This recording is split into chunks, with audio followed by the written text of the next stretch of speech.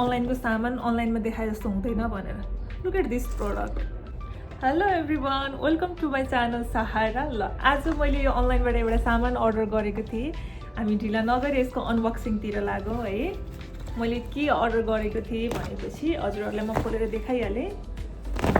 हजुरहरूले पनि अनलाइनबाट सामान अर्डर गर्नुहुन्छ भने प्लिज अनबक्सिङको भिडियोहरू चाहिँ बनाउनु नछुटाउनु होला है। त्यो चाहिँ तपाईँहरूको प्रुफ हो। प्रपर प्याकेजिङ भएर आएको छ। यो चाहिँ मलाई एकदमै पहिलेदेखि चाहिरहेको थियो, मेरो विस लिस्टमा थियो। सो मैले अर्डर गरिहालेँ। यसमा के छ भन्नुहुन्छ भने hand wash and dish soap dispenser with sponge holder पनि रहेछ। सो 3 in 1 हो। एकदमै निडेड थियो, मलाई मोस्ट निडेड थियो।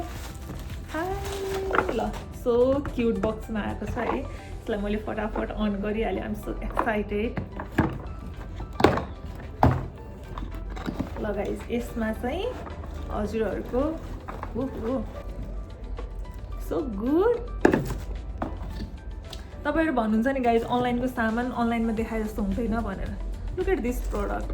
ल हेर्नुहोस् त, यस्तो क्युट छ, यस्तो क्युट प्रोडक्ट छ। तपाईँहरूको किचनमा पनि मोस्ट निडेड प्रोडक्ट भन्छु म चाहिँ, किनभने यो हामीले भाँडा माझिसके पछाडि यो चाहिँ कहाँ राख्ने जस्तो हुन्छ नि त।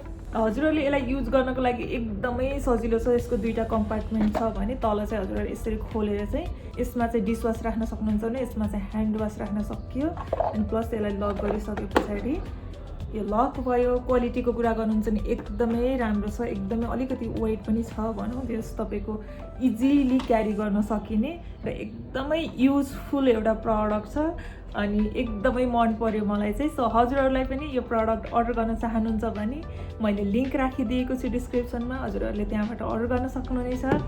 By bye, see you on next video.